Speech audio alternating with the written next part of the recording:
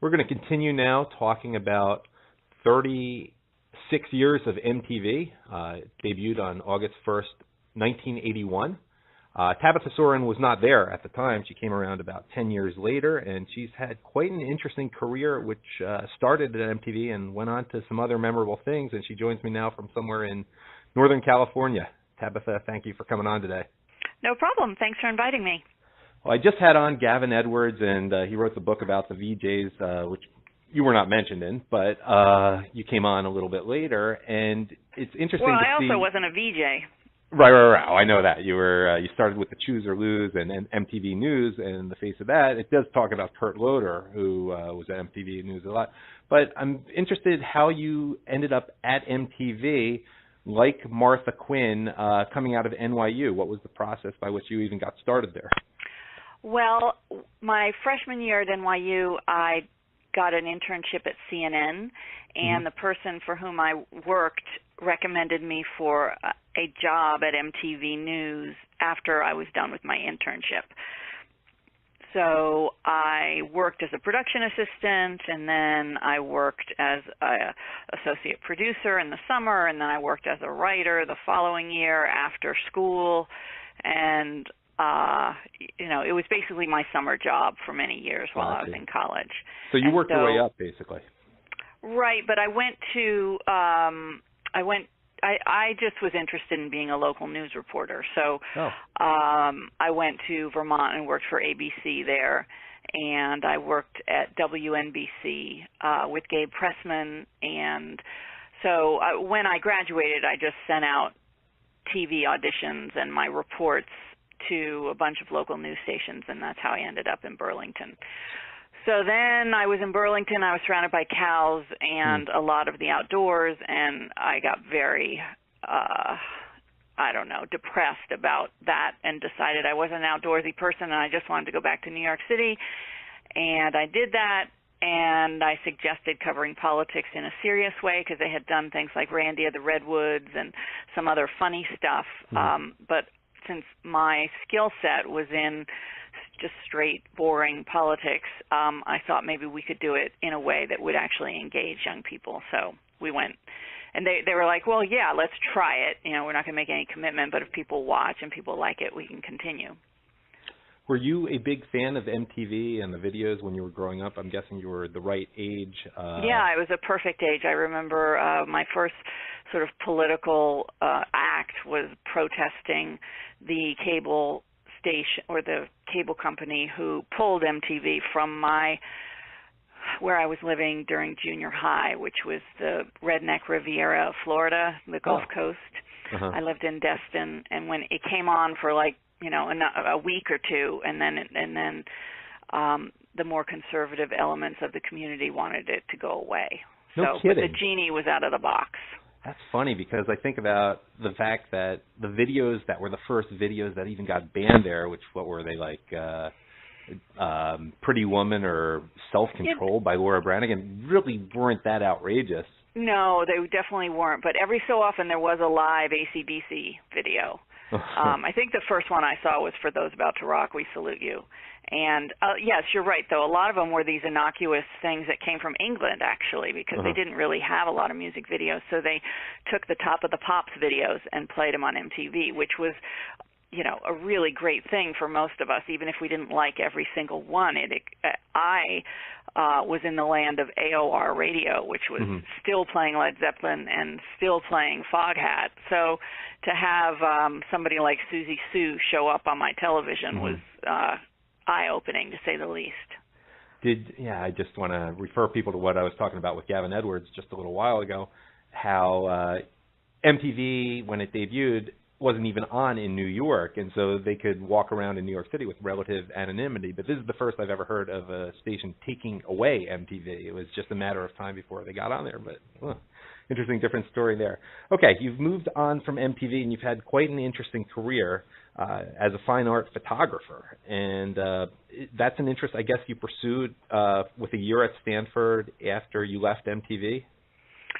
Well, right. I mean, it's a little messier than that, but essentially that's correct. I got a night fellowship at Stanford, Mm-hmm. and they pay journalists their salary to go to school for a year and not have deadlines and learn about something in a deep way instead of the, clickety-click of the deadlines and breaking news. And so I just ended up in the art department somehow Mm-hmm. and fell in love with photography and making things, and the pace of it just seemed to fit my life a little better. And also, I really liked Northern California, Mm-hmm. so I was ready for a change, and things just lined up nicely. I've been doing it for, it's this year that my book came out with Aperture, Mm-hmm. and I've had a bunch of shows. But I've been represented by a gallery since 2012, I think, in Los Angeles, and I've been working on pictures and doing editorial work for about 8 years before that. So at this point, I have actually worked as an artist longer than I have as a journalist. Huh. But nobody knows that but you and I and your listeners now. Well, people can look up the photographs, and they're really pretty moving at TabithaSoren.com, or they can look at the Copaken Gallery website. That's the gallery in L.A. Just let me tell people a little bit about the exhibitions. There is running, which is just people running through everyday scenes and just really unique perspectives on the panic. It's an attempt to visualize the fight or flight response. Oh, okay. And panic beach is another psychological state, which is that of panic attacks. And some great beach scenes of the type you don't see if you go out at low tide here in the Shark Coast of Florida, where it's just kind of a little more calm than that, especially in the summer. You have one on New Orleans after Katrina called Uprooted, and then one called Surface Tension, which is a little harder for me to peg. I know there's a description, but I like what Sure. It's basically trying to visualize our mental state while we're trying to, as human beings, balance all the different technology that's coming at us. I happen to be on a landline phone, but right this minute, but most of the time I am on my cell phone or working on my computer or using my laptop, and messages are coming in and texts and emails, and then I'm uploading stuff to Dropbox. And I just think it's a Sisyphean task of trying to keep up with all of the stuff coming at you, and then every time you put something back out, you've got, it generates something that comes back in again. So I think it's bound to affect our distraction level, our ability to concentrate, our ability to, have intimate moments that aren't Instagrammed. Mm-hmm. And I think the world is becoming more visual than verbal, and this is sort of basically, I'm taking pictures of the grime and the fingerprints that build up on my iPad. So that's what you're looking at with some sort of picture in the background. So I just go into my history and find a video, usually a video because I don't want to appropriate somebody else's photographs. Mm-hmm. If I do use their photographs, it's a friend who I've asked. Mm-hmm. So. And the really memorable thing is the mark they're on the painterly, yeah, for sure.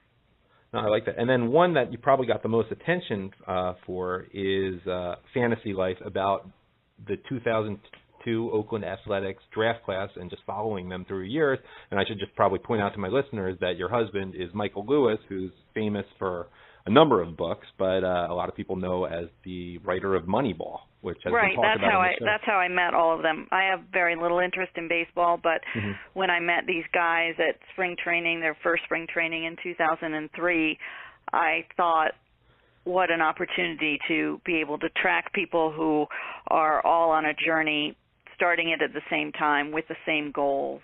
And I knew that very few of them were going to make it. So I thought I was interested in them making a name for themselves in baseball, but I was also interested in them figuring out their life post-baseball. And I feel like in America we concentrate very much on the winners and losers and expect athletes to be heroes or, failures. And I just felt like there was some gray area there that might be very interesting to visualize.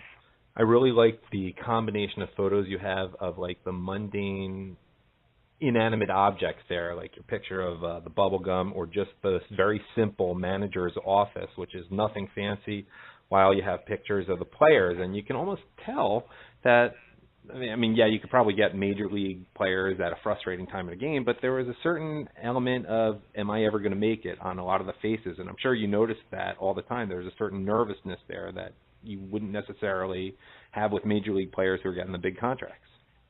Right. I agree with your point, but I think that you'd be surprised how many major league players are also jockeying for position. They want more playing time. They want to be off the bench. They want to be higher up in the hitting lineup.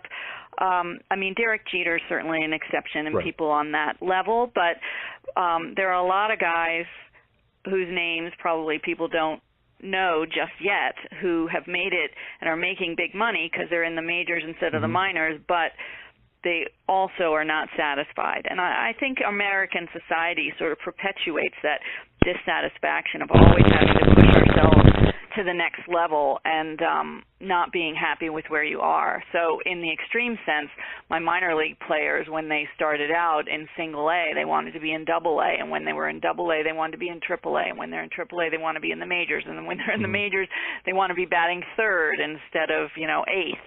So there's this that's a lot of time spent not being where you want to be. And one of the questions in the book is, is that the way we should spend our lives? Does it make it meaningful? Is the sacrifice worth it? Yeah, we assume that it is. We assume that being number one is more important than anything else. But for some people, I'm sure it's worth it. Everybody I mentioned Nick Swisher to, they say, well, he made $98 million in 12 years. What's he got to complain about? But, he didn't get to play as long as he wanted. Both his knees gave out, and he would like to continue playing. But we're all living and dying at the same time. It's this incredible contradiction that's part of human life. So, the harder he played, the less his body was going to continue. Ongoing thing, and very appropriate right now because the trade deadline just ended in baseball, and there's a lot of players they're just trying to get a little bit more mileage out of, but their careers are basically behind them. And to me, actually, when I think of Moneyball, the movie made about your husband's book, it's as if the most memorable scene to me is the one with Dave Justice when they're telling him, "You're not the player you once were. We're just trying to get some value out of you." And I don't know, it's really memorable and probably applies to a lot of what you saw in the minor leagues. Yeah, I agree. All right, let me ask you just a little bit more about MTV. It changed a lot while you were there. I mean, from a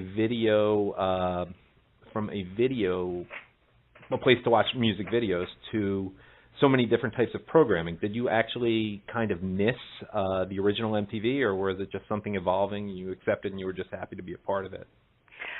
I would say that I watched a lot more MTV before I started working there than when I was working there. We worked constantly. So the idea of making all this television and then coming home and sitting down and watching it seemed absurd to me.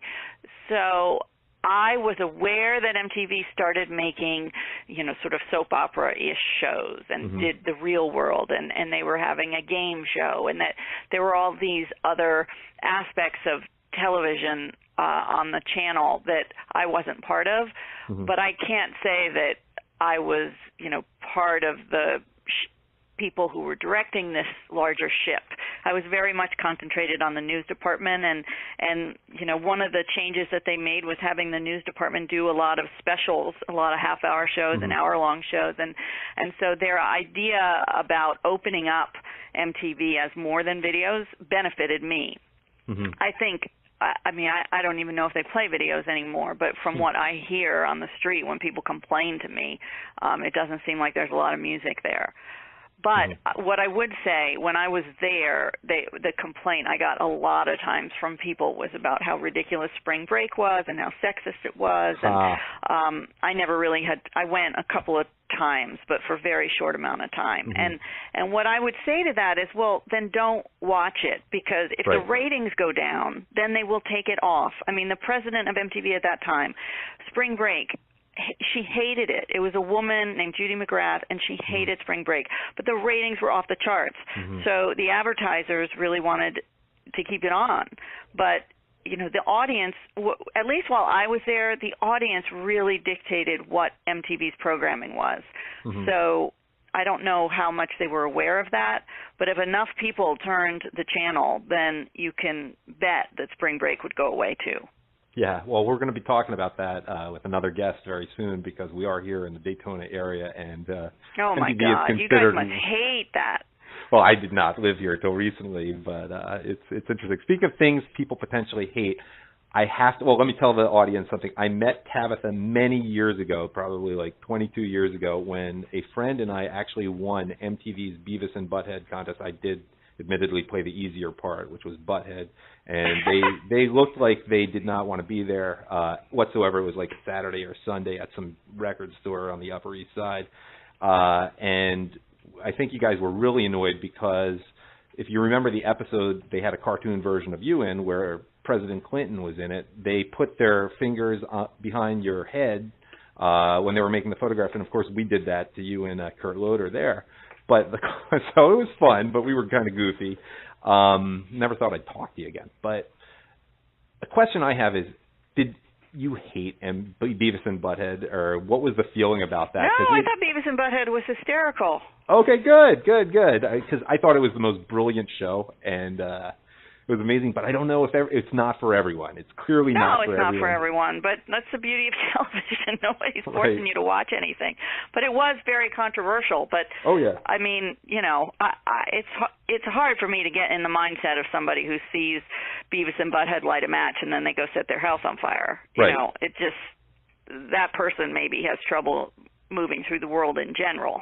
Yes. Not just after watching Beavis and It would have been Butthead. something else in that case, I'm sure. Yeah. Did you like the way you were portrayed as a cartoon character? I don't even really remember it. I think it's, you know, one of those things that of course it's going to be a send up, but I was probably flattered at the idea of being included at the time, but until you mentioned it, I didn't really remember that I was part of that. Gotcha. Not a big part of your life. Final thoughts? Well, it's just like a long time ago, you know. If I was still sitting around thinking about, oh yeah, that was that time they included me on Beavis and Butthead. I mean, my kids don't even know what that show is, so probably I would not score any points. Probably a good thing not to get your kids started on that too early. Well, my 10-year-old son, unfortunately, has been introduced to South Park, and he thinks it's helped him become a lot more mature. Oh, that's funny. Final thoughts. I'm sure he has a much more mature sense of humor as a result of it. Well, he uses a lot more bad words than my girls did at his own age, but what are you going to do? Could be worse. Final thoughts, just what you learned most from the MTV experience and, you know, the career you've had since then as a professional photographer. What I've learned most from both of those things combined? Either or. Well, I think I really learned a lot about composure from Kurt Loder. He was pretty unflappable, and he cared passionately about music, but didn't take sort of the noise around it very seriously, and that was a good model. That, you know, you can still like the songs of Nirvana without having to celebrate or fall into the drama of Kurt Cobain's drug addiction. Keep those things very separate. That worked for me too. But it wasn't my instinct. I mean, I showed up there when I was, 20, so I had a lot of growing up to do. And any just thoughts about life, your wisdom in your years as a mom and a professional photographer? Well, I don't really feel like I'm in the position to give advice because I'm really just building a whole new career, and that's very time-consuming, and children are very time-consuming too. But I think it's nice to have both. I would encourage anyone who has a chance to mix a career with motherhood to try to do so. The juggle is I think it's much more difficult than choosing one or the other, but I think it's worth it in the long run. I'm playing the long game, and as I have a child about to go off to college, and so I think that, you know, the pace of my career is dictated a little bit by how many little ones I'm taking care of, and I think a lot of women relate to that. Sure. Well, Tabitha Soren, it's been great having you on. People should check out your various photograph exhibitions at tabithasoren.com, and happy MTV Day. Thanks for having me.